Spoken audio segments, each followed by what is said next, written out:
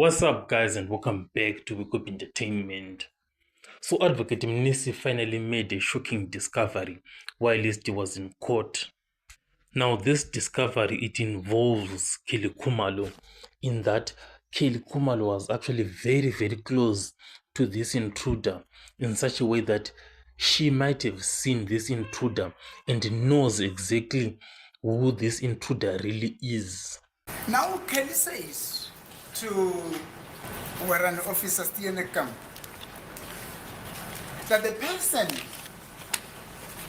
who had the firearm had a golden insect in his apartment. Yes, my lord, I saw that, my lord. Though I do not know the exact measurement, but from what this court was told, it wasn't a mansion. I think that also came out very clear. It was not a big house. It was just a normal, a tiny 4-roomed township house. That when you move maybe from the bathroom, then you are in the kitchen. That's the imagination that I had about the size of the house when the court remarked on that. In other words, it was just a very compact house. It wasn't really a big house out of respect of the Khumalo family. It was a big house. With that situation in the house, the witnesses who were in the house, in terms of their description of the perpetrators who got into the house, could not be faulted, because it's not like they were 7 meters away from the perpetrators or 10 meters away from the perpetrators. They were actually looking at each other in their faces, which then means their observation, which led to the description of these perpetrators, cannot be faulted. What I'm trying to bring across to this witness is that when Kelly says that this guntotter had a golden insect in her party, would that not mean that Kelly was very close to this witness to even see that she had a golden insect in her party? Now, if Khumalo was so close to this intruder, the best person to tell us who this intruder really is, it's Khumalo. And this is definitely a very strong reason for the defense to call Khumalo to come and tell the court if any of these accused are actually the intruders, because none of the witnesses themselves were that close to the intruder, but only Khumalo.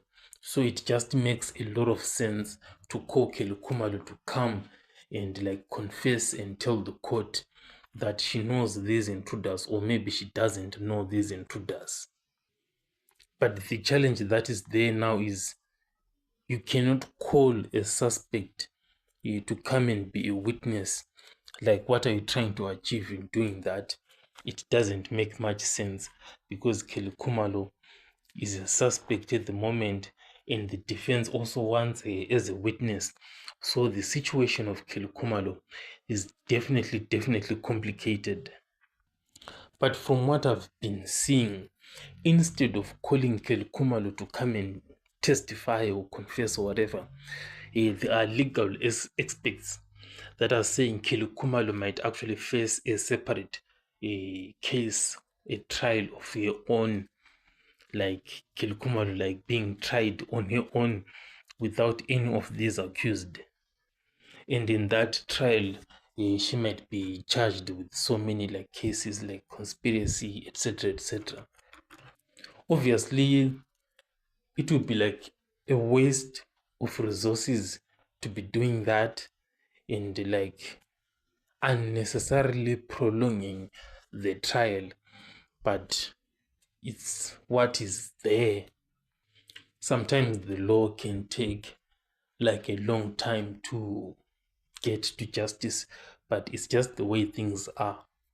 But as it stands, it kind of makes sense for the defense to call Khumalo to come and clarify this issue of this intruder, because she saw this intruder face to face.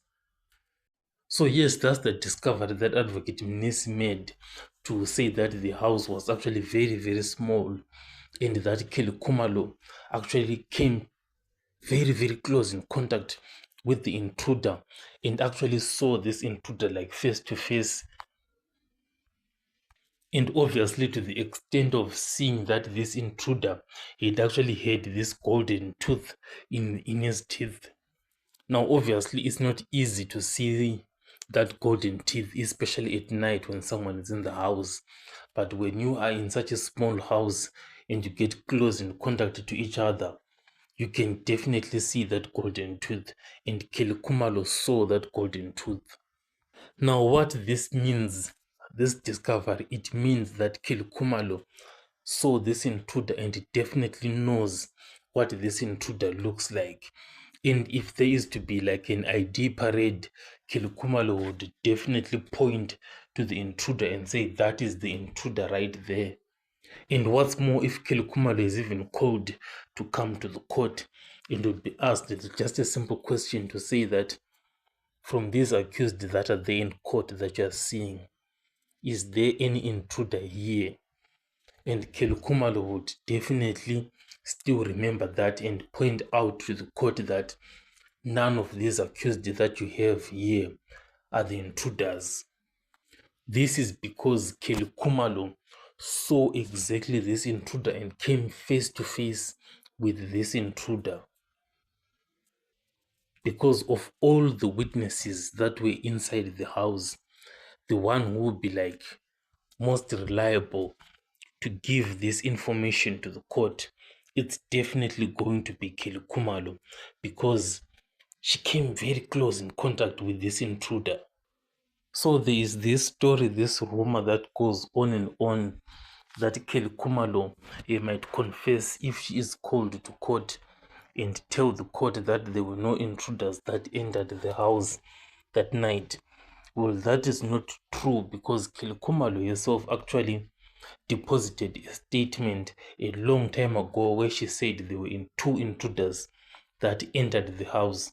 If she somehow changes from that statement that she gave a long time ago, she is going to find herself in serious trouble for defeating the ends of justice. So that statement is not going to change. Kelly Khumalo will definitely testify as per her statement that she gave long ago, that there were intruders that entered the house. But what is of interest at the moment, when you are just analyzing and seeing this, Kelly Khumalo definitely might say that she does not know any of these accused and she has never seen them at any time or whatever. But also the challenge that Kelly Khumalo is going to face here, the very big one, in her saying that she does not know these accused, is the cell phone records themselves that connect her to these guys. And it's very difficult for her to get around that, because the cell phone records are actually there and they connect her to this case.